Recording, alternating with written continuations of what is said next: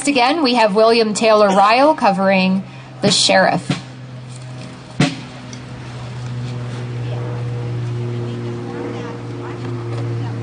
Thank you, Lisa. Sorry I was out wandering when I was called earlier. As you recall, I said the state constitution is really important. Well, Article 1, Section 1 says that all men are born equally free and independent and have certain inherent and indefeasible rights, among which above life, liberty of acquiring, possessing, and protecting property and reputation, and pursuing your own happiness. Article 1, Section 2, which, by the way, some people have told me that it's just too hard to read this Constitution. It takes too long. Well, the Declaration of Rights is 7 pages long, and it's big print. But Article 2 is political powers, and it says, all powers inherent in the people. That's us. And all free governments are founded on their authority and instituted for their peace, safety, and happiness. And for the advancement of these ends, they have at all times the inalienable and indefeasible right to alter, reform, or abolish their governments in such manner as they think proper. Now, I've been told by the governor's office and one individual who happens to be an attorney and a representative that this is the authority that the state government gets to regulate us. They can pretty much do what they want to do, and everything's public, and we pretty much have to do what they're told because government's instituted for our peace, safety, and happiness.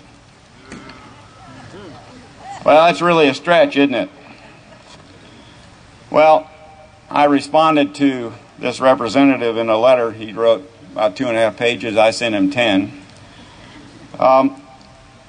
And that issue is addressed in the 1776 Constitution in the first sentence of its introductory statement.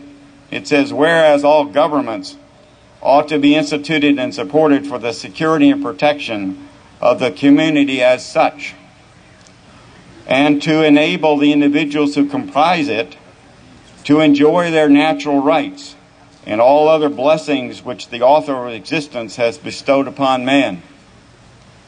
You see, attorneys have a tendency to truncate the rest of the story and leave us out. We can't be left out, can we? We've got to stand up. And we have to learn enough about what our rights are in order to claim them. Because if we don't use them, we lose them. And unfortunately, for so long, government has not been of, for, and by the people. It's been of and for and by the government. And we have to reclaim that. And the way to do that is to network together, to join with others, and to stand up and say no. And say no with authority. The law, although I'm not an attorney, and I certainly don't practice law, I keep telling people I've been working at this long enough, I think I got it figured out, don't need to practice anymore. I do spend a lot of time in court for my own self and for helping others. And what I found out that most attorneys and judges don't know the law either. They think they do, and they arrogantly tell you they do, but they don't. And here's a perfect example where an attorney and the governor's attorney has said, hey, we can do what we want to do, and we'll just forget about what the law says. We need to face the facts that we, the people, are in charge.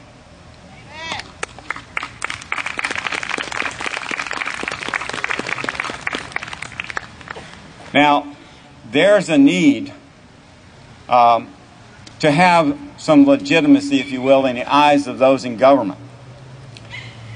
And one of the ways to do that is to educate sheriffs, which we've been working on for some time, as to their true authority. If you study the way the government's supposed to operate and be structured, there's first of all God, and then there's us, and then there's what? Family, township government, county government, state government, federal government, world government. in that descending order. Now, of course, just like when Paul was preaching Christianity, he got accused of turning the world upside down. That's what we're accused of when we say that's the structure, or the, if you will, a hierarchy of government. They've turned the world upside down. Now it's world government that's superior, and United States government and so forth down, and we're off the chart. Well, we got to turn it back the way it's supposed to be in their mind, because it's never changed. They're just lying to us. And the way to do that is to study, to network together, which is happening. The 20 years that I've been doing this is the first year that I have consistently heard people say, they're not following the Constitution, and we've got to network together. God bless America, all right? Because we can do this. Now, who's going to help us? Well, those county sheriffs were endowed with constitutional powers in 1776, and they have not been diminished. And by the way, history is very rich with explanation of this. The 1776 Constitution set the sheriff and the coroner on an equal footing and had a separate section in the Constitution. That existed up until 1874, when they put the sheriff and the coroner along with the other county government officials. And in this horrendously bad Constitutional Convention in 1967 and 68, the coroner got left out, and the sheriff's now down in the list of other county officers or officials. Just diminished down to a courthouse lackey with, within their minds, no authority. Well, that's not true, because there's been no diminishing, either by statute or by, clearly, constitutional amendment, of the powers of the sheriff. The sheriff is, he or she is, the chief peace officer in the county. In essence, the governor of the county.